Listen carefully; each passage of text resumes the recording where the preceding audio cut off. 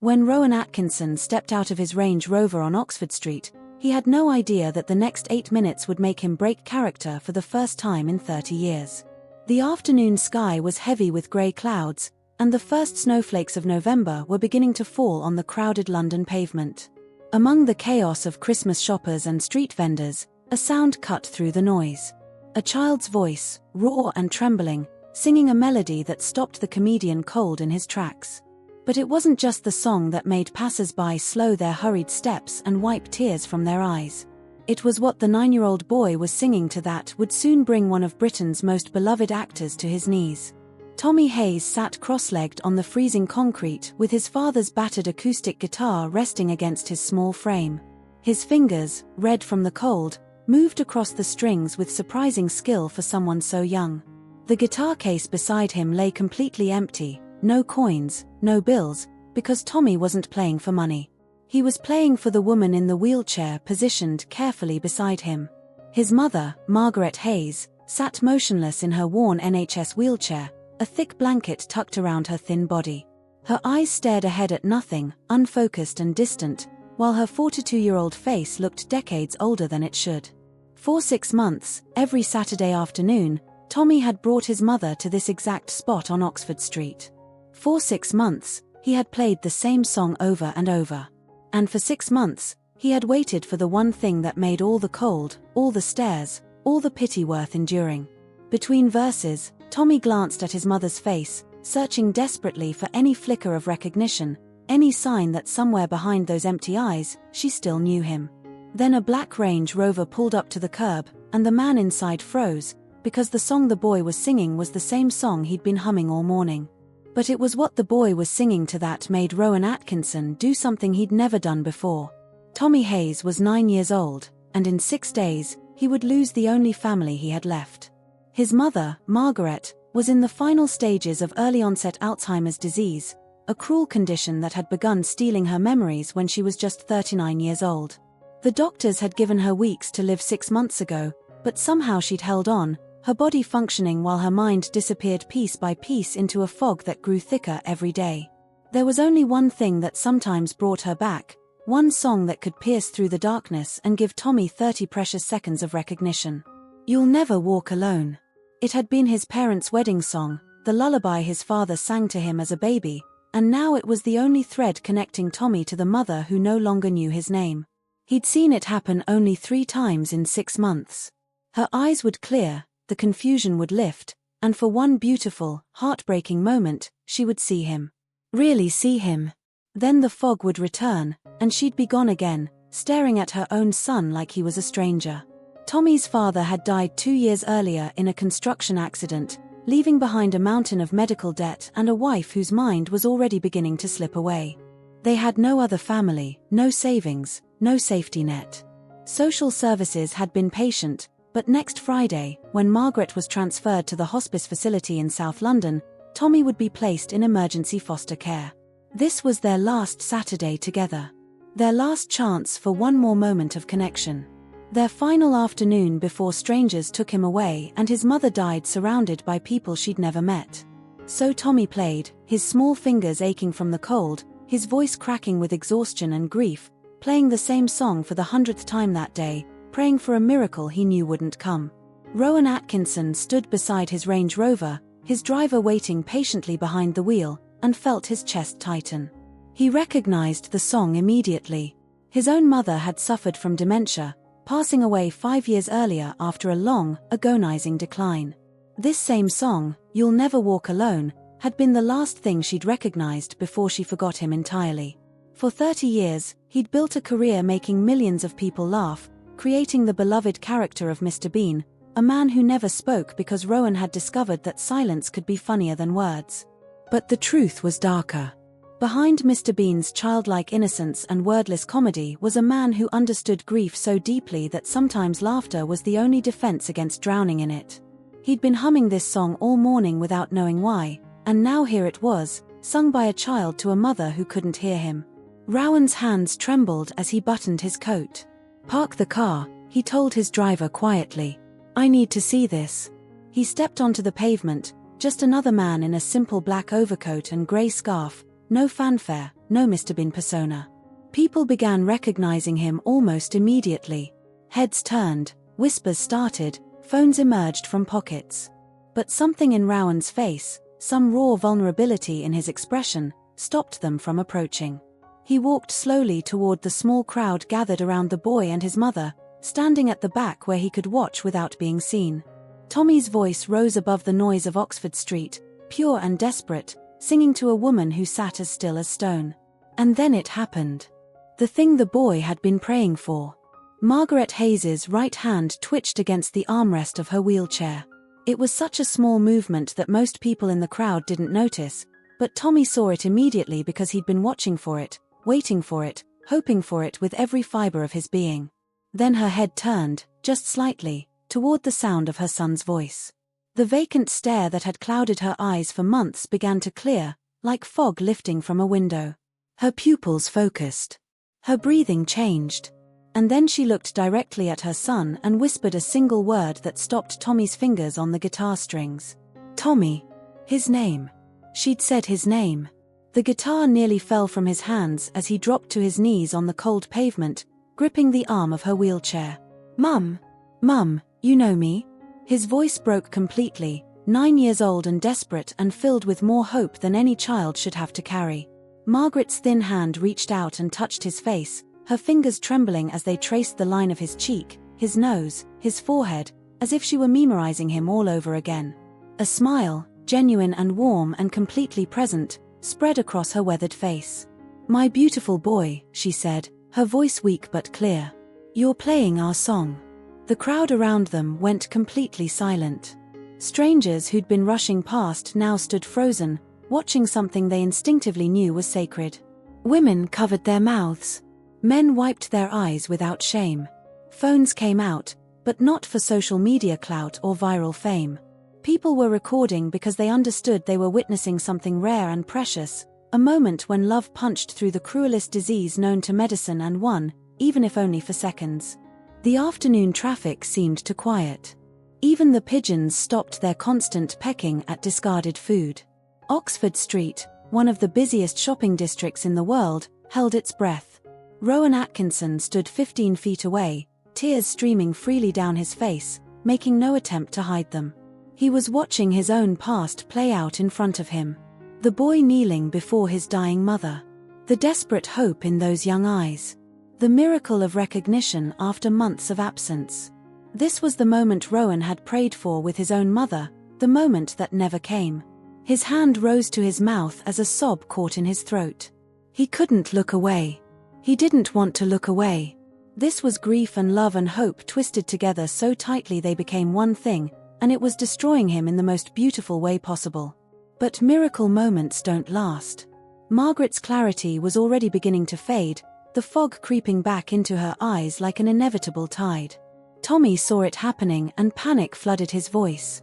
Mum, do you remember Dad? Do you remember our flat?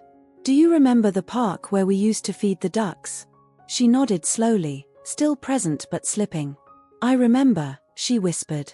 I remember everything, my darling boy. Tommy's next words came out in a rush, desperate to make the most of whatever time he had.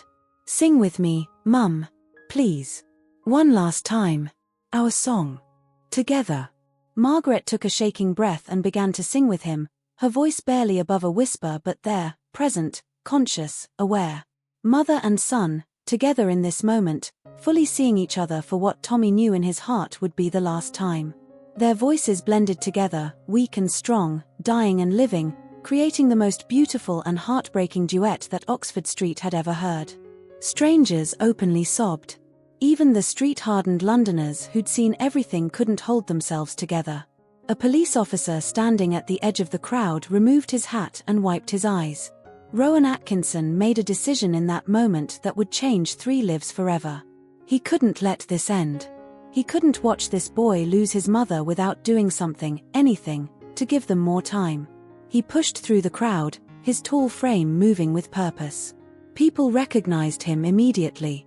That's Rowan Atkinson, someone whispered loudly. Mr. Bean is here.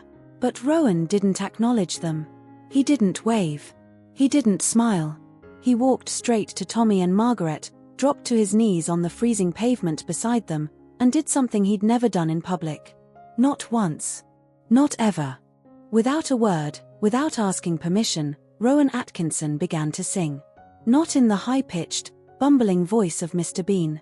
Not in the exaggerated tones of Blackadder or any character he'd ever played. This was his real voice, deep and rich and classically trained from his years studying electrical engineering and performing at Oxford University. It was a voice most people had never heard because he'd spent 3 decades hiding behind silence and physical comedy. But now, kneeling on a freezing London sidewalk, he sang "You'll Never Walk Alone" with every ounce of emotion he'd buried for years. Tommy's head snapped toward him, his eyes widening in disbelief, but his fingers kept moving on the guitar strings, muscle memory taking over while his mind tried to process what was happening. Margaret looked at Rowan with confusion but not fear, her fading clarity accepting this stranger's presence as if it were perfectly natural. 3 voices rose together, a dying mother, her desperate son, and a grieving stranger who understood their pain, blending into something that transcended performance and became prayer. The crowd swelled to over 100 people within seconds. Traffic on Oxford Street slowed to a crawl as drivers craned their necks to see what was causing the commotion. 2 police officers arrived, ready to disperse the gathering, but stopped when they saw what was happening. Even they knew you didn't interrupt something this sacred. Shoppers emerged from stores. Workers left their posts. The entire street seemed to lean in, drawn by the magnetic pull of authentic human connection in a world that had forgotten what that looked like. People were filming, but the usual manic energy of viral moment hunters was absent. This wasn't content. This was witness. This was the privilege of seeing 3 souls collide in perfect, terrible, beautiful timing. The song ended, and for a moment, no one moved. Then Margaret's moment of clarity began to slip away like water through fingers. Tommy could see it happening.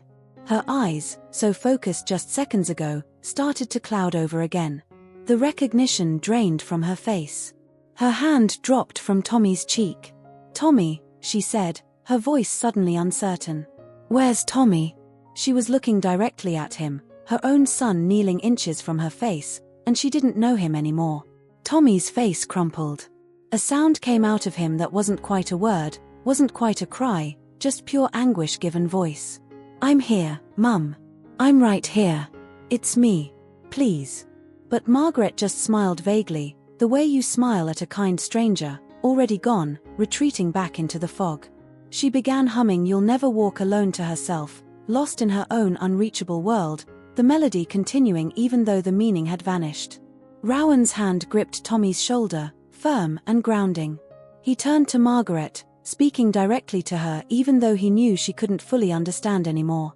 "Margaret, your son loves you very much. Even when you can't remember, he remembers for you both. He remembers everything." Margaret continued humming, her eyes distant but her face peaceful, as if some part of her, some piece beyond memory and cognition, knew she was safe and loved even if she couldn't name why. Rowan sat fully on the cold pavement beside Tommy, ignoring the dampness seeping through his expensive coat, ignoring the crowd, ignoring everything except this boy who was living his worst nightmare. "My mother had dementia too," Rowan said quietly, his voice rough with emotion. "For 7 years I watched her disappear, piece by piece, memory by memory, until there was nothing left of the woman who raised me." Tommy looked up at him, tears streaming down his face, and saw his own pain reflected in the eyes of one of Britain's most famous faces. "The last time she knew who I was, we sang this exact song," Rowan continued. "It was in a hospital room.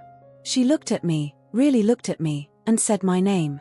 Then the fog came back. She never knew me again. Not once.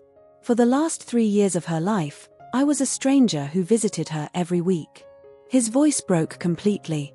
"I've spent 30 years making millions of people laugh. I've won awards. I've traveled the world.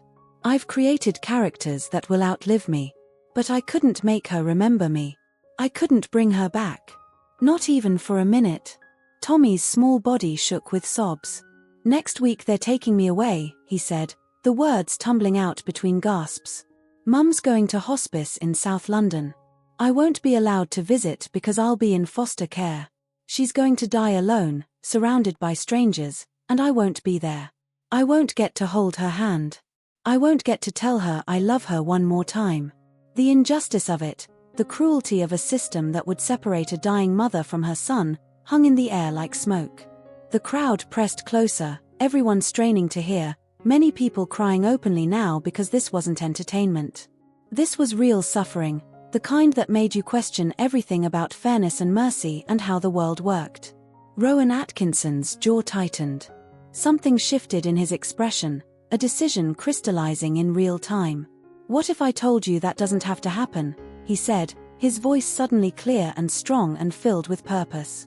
Tommy stared at him, not daring to hope, not daring to believe. The crowd leaned in even closer. Phones were recording every word, but nobody cared about privacy or permission anymore. This wasn't a celebrity moment. This was humanity at its most raw and real, and everyone watching knew they would remember this day for the rest of their lives. Rowan pulled his phone from his pocket, and what he did next would change everything. Rowan Atkinson didn't hesitate. He unlocked his phone with shaking hands and dialed a number from his contacts, putting the call on speaker so Tommy could hear every word. The phone rang twice before a professional voice answered. "Harley Street Private Care, how may I help you?" Rowan's voice was steady, commanding, the voice of a man who knew exactly what he wanted and had the resources to make it happen. "This is Rowan Atkinson. I need a full private care team dispatched immediately. Terminal Alzheimer's patient, early onset, final stages. Round-the-clock nursing care, medical equipment, medications, everything required for in-home hospice. Cost is completely irrelevant." There was a brief pause on the other end, the sound of fingers typing rapidly on a keyboard. "Mr. Atkinson, we can have a team assembled within 3 hours. May I have the patient's address?" Rowan looked at Tommy, who was staring at him with an expression somewhere between shock and disbelief. "What's your address, Tommy?" The boy's mouth opened, but no sound came out at first. Finally, he stammered, "Flat 4B, 23, Pembridge Gardens, Notting Hill." Rowan repeated it into the phone, then continued with absolute authority. "The patient's name is Margaret Hayes. She has a 9-year-old son, Tommy, who is her primary caregiver. They are not to be separated under any circumstances. Do you understand? The son stays in the home. The mother stays in the home. Whatever social services has planned gets cancelled. I'll handle the legal arrangements personally." He paused, then added with steel in his voice, "And if anyone from any government agency attempts to remove this child from his mother's care, you tell them to call my solicitor immediately. I'm sending you his information now." The crowd erupted. Applause, cheers, sobs of relief and joy mixing together in a wave of sound that echoed down Oxford Street. Strangers were hugging each other. The 2 police officers were clapping. Shop workers stood in doorways with their hands over their hearts. Tommy couldn't speak. He couldn't breathe. His small body was shaking so violently that Rowan wrapped an arm around his shoulders to steady him. "Why?" Tommy finally managed to whisper. "Why would you do this? You don't even know us." Rowan's eyes filled with fresh tears, and when he spoke, his voice cracked with the weight of 5 years of regret. "Because someone should have done it for me," he said simply. "When my mother was dying, I was on tour. I was filming. I was building Mr. Bean into an empire. I told myself I had time. There would be next month, next year, another visit. Then one day I got the call that she'd forgotten who I was, and I never got her back. Not for a single second." He turned to look directly at Tommy, gripping both of the boy's shoulders. "I'd give everything, Tommy. Every award on my shelf. Every pound in my bank account. Every moment of fame and recognition. I'd give it all for just one more moment where my mother knew me. One more conversation. One more hug where she called me by my name."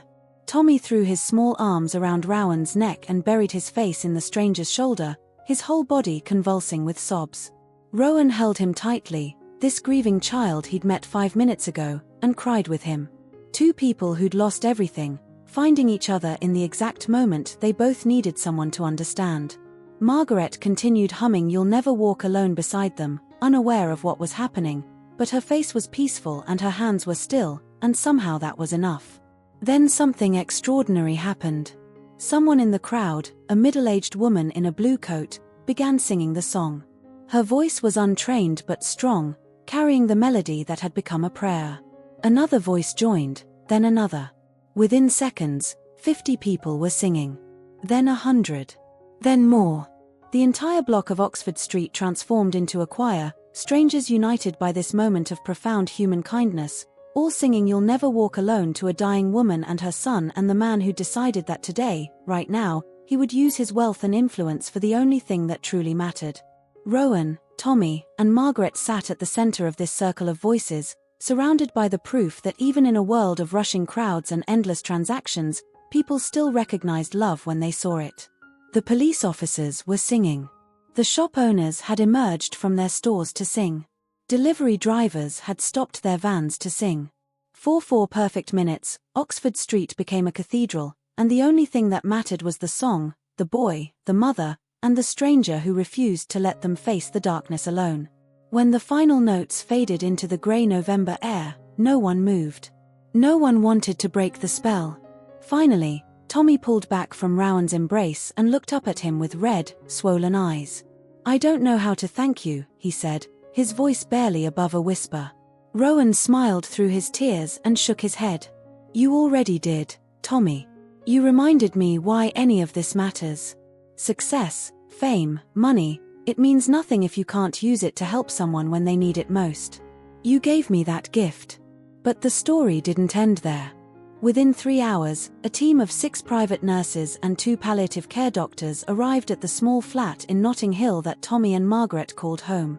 They came with medical equipment that most NHS hospitals could only dream of: morphine pumps for pain management, oxygen tanks, monitoring devices, and a specialized hospital bed that could be adjusted for Margaret's comfort.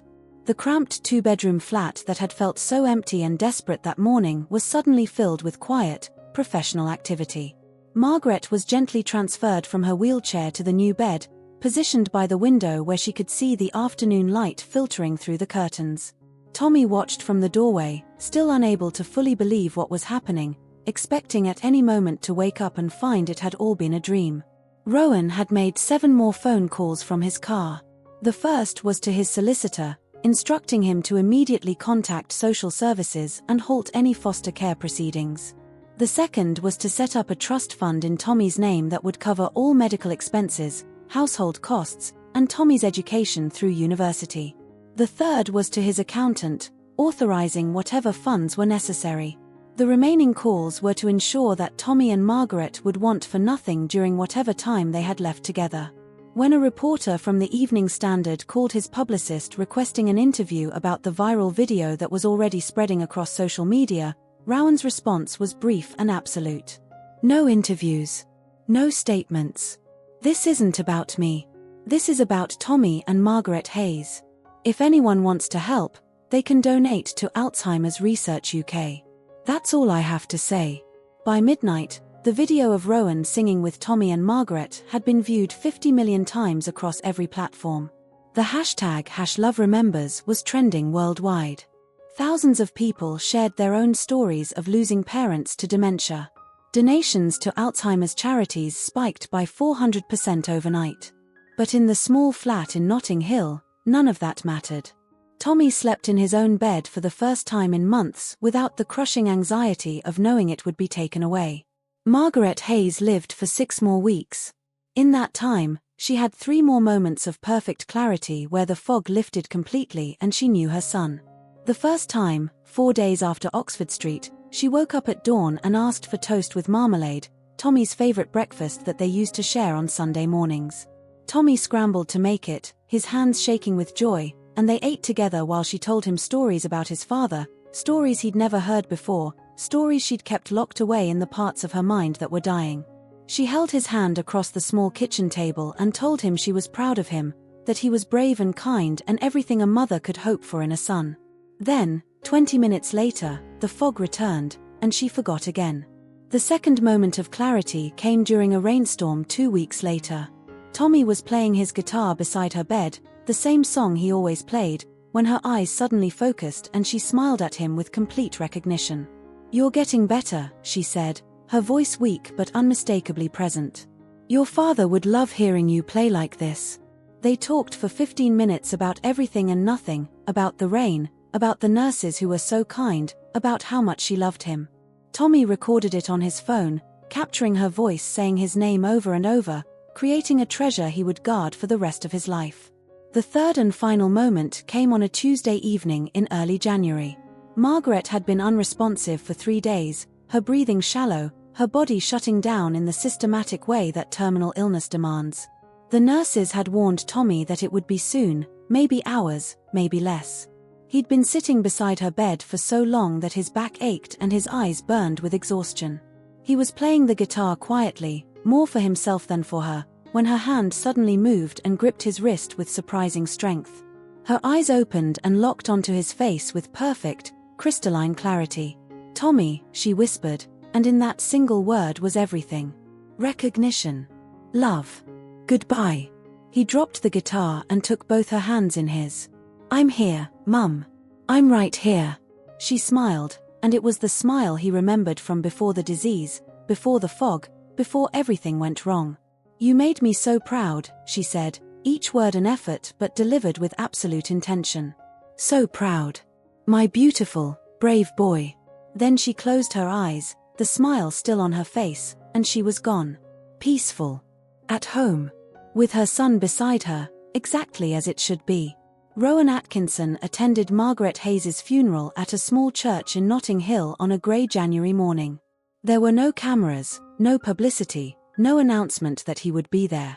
He simply arrived quietly, sat in the back pew, and grieved alongside the small gathering of Tommy's school friends, neighbours, and the nursing team who had cared for Margaret in her final weeks.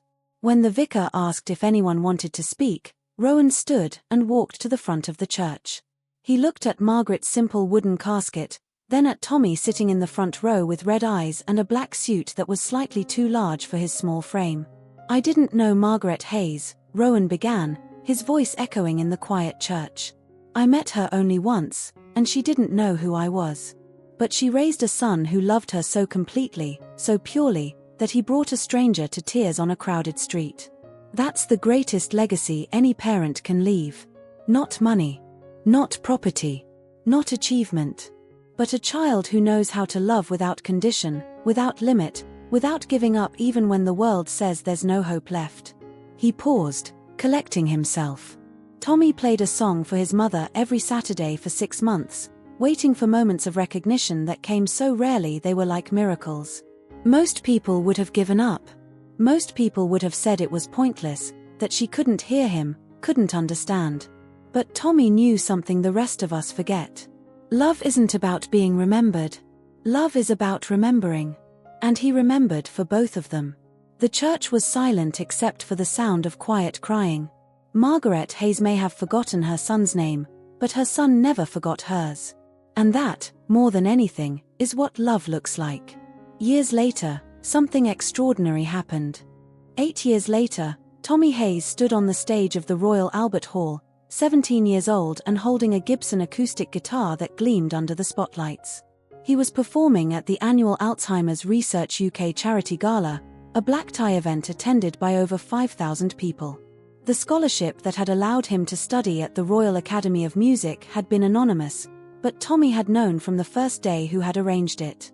He'd worked harder than anyone in his class, practicing until his fingers bled, driven by the knowledge that his gift had been purchased with extraordinary kindness and couldn't be wasted.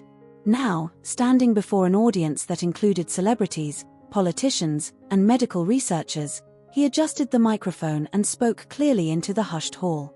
"This song is for my mother, Margaret Hayes, who taught me that love doesn't need memory to be real. And for the man who gave me the greatest gift anyone can give, time. Time to say goodbye. Time to say I love you. Time to be a son while I still had a mother." In the third row, Rowan Atkinson sat perfectly still, his hands gripping the armrests of his seat. He hadn't known Tommy would mention him. They'd stayed in touch over the years, brief emails and occasional phone calls, but Rowan had always insisted on staying in the background, refusing to let his involvement become part of the story. But now, as Tommy's fingers began moving across the guitar strings, playing the opening notes of You'll Never Walk Alone, Rowan felt 8 years of carefully controlled emotion rise up in his throat like a wave. Tommy's voice had deepened, matured, become rich and powerful in a way that the 9-year-old street performer could never have imagined. He sang with technical perfection, yes, but also with something deeper, something that couldn't be taught in any academy. He sang with the authority of someone who had loved and lost and survived, someone who understood that music wasn't about performance but about connection, about reaching across the void between human souls and saying you are not alone. The audience sat in absolute silence, 5,000 people barely breathing, captivated by this young man who was pouring his entire life into 4 minutes of music.